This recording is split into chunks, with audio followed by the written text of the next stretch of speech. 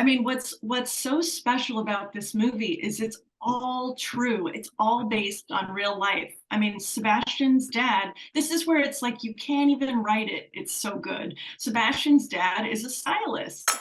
My parents are inviting us to the summer place for the big 4th of July weekend. I can't leave my father. This is the first summer since we have to say goodbye to your dear mother, and you're going to leave me to burn the sparklers and eat the hot dogs alone.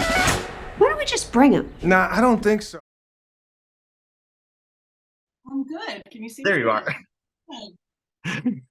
How's it go? Where are you at today in the world? I am in Palm Springs, California. Oh, a pretty nice place to be, I'd say. It certainly is. Yeah. How about you? I'm in Chicago, so a familiar place for I'm Nice. sure for this production. Nice, nice. Were you there for the Chicago screening? No, I wasn't. I didn't know about it. I didn't get Oh, word no. about it. I was just like, I saw it on social media after. I'm like, what? Did this happen at River East? Yeah, it was wild. Wish I was. Oh, well, we had a blast. Chicago's a great city. Oh yeah, Sebastian's familiar, so I'm sure he showed you guys the ins and outs. Well, I will report. I was at the same theater that you guys had that premiere, and it was packed to every seat. People were looking for seats because it was packed for screening, and people were cracking up. So, good impression for sure. Thanks. That's great. I loved that theater. That's so great to hear. There you go. So Terruso sounds kind of Italian to me. Correct me if I'm wrong. Yeah, I'm very Italian. I'm Italian on both sides. There you go. Yeah, but my mom is actually a Sicilian immigrant. So, like Sebastian's dad, she immigrated in the 1960s. So, when I read the script, I was like, I have to direct this. This is so personal to me, and that's kind of how it all started. And to be, I was wondering too, do you have anyone in your family that reminds you of Salvo or anyone, or even Sebastian or anyone else? Yes, everyone. I mean, I knew of Sebastian before I even got the script because I am Italian American and he has such a strong following. And I have cousins who are like obsessed with him. It was really cute watching them meet him at the premiere. They were so excited. But my mom immigrated in the 60s. My uncles immigrated, I think, in the early 60s. So yeah, I mean, my entire family is full of Salvos. And so I felt very, very close to and connected to this story. I love that Salvo does hair for women exclusively, it seems. I did not see a male anywhere near the salon there. Was this ever, speaking to Sebastian and all, going to be any different, or was this set from the beginning? Like, he's a hairstylist, he's an expert with women's hair, this is what needs to happen? Or was there other iterations of Salvo's different work? I mean, what's so special about this movie is it's all true. It's all based on real life. I mean, Sebastian's dad, this is where it's like you can't even write it. It's so good. Sebastian's dad is a stylist, and that's what he's done his whole life. He built businesses doing that. And so, of course, that's what he would do in the movie. I would say the whole movie is very, very pulled from Sebastian's real life, even down to that scene in the helicopter where his dad takes out a lemon. That actually happened to Sebastian. Wow. Where they were on this helicopter and he started freaking out, and his dad, or he was getting motion sick, and his dad was like, suck the lemon. So a lot of it, I mean, so much of the film is pulled from Sebastian's stand-up and his real life experience. So Sebastian's dad and Robert must have shared some time off screen together. What was that interaction like for you to view and see? Because I imagine, like, did they immediately click? Did they get along? I mean, here he's playing him. What was that like?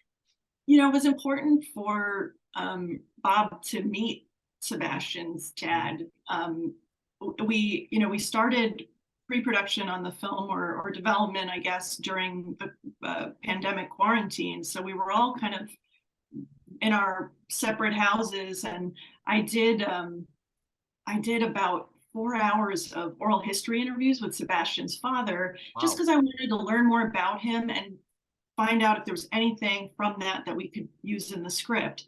And so I sent those videos to Bob, and he watched them, and then he's like, okay, I want to meet him, as we were getting closer to production. So Sebastian's dad flew down to Oklahoma, where Bob was shooting Killers of the Flower Moon, and spent a day on set with him and met Scorsese. I mean, it's totally surreal.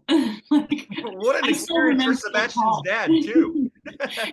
Yeah. I mean, it's kind of unbelievable. I mean, Sebastian grew up with like his movie posters in his bedroom, and then here he is playing his dad. It's pretty extraordinary. Full circle moment for many of you on this film.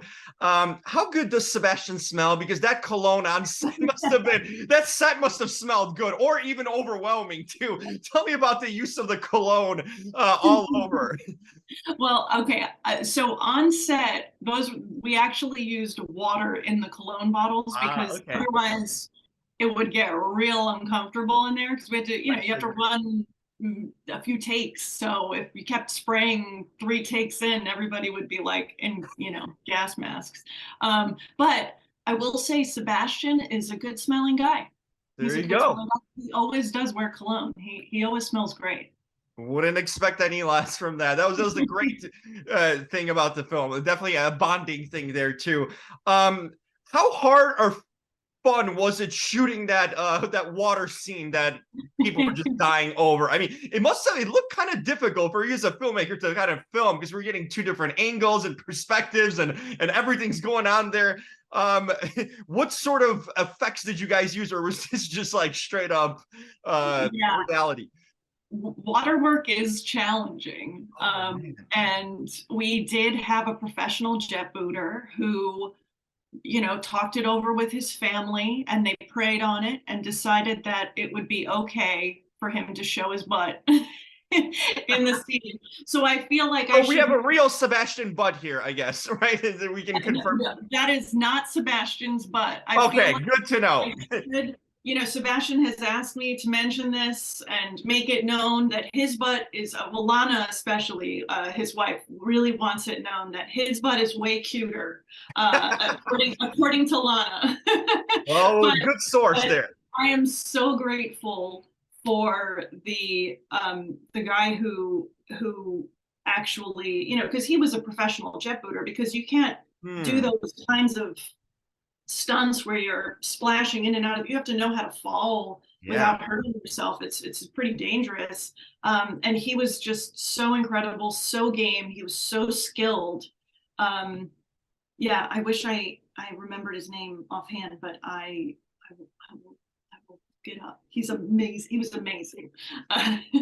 Well, yeah, I mean, no CGI there, but it looked like it could have been with all the moves and everything that happened. It was a fascinating scene. I was just thinking from the filmmaking angle from you. I'm like, oh my God, this must be challenging to film on so many levels. Oh, it definitely was. And all of Sebastian, where you see him doing it, a lot of that is face replacement. So we had him balancing and on like a ball on a barge, and then we replaced it.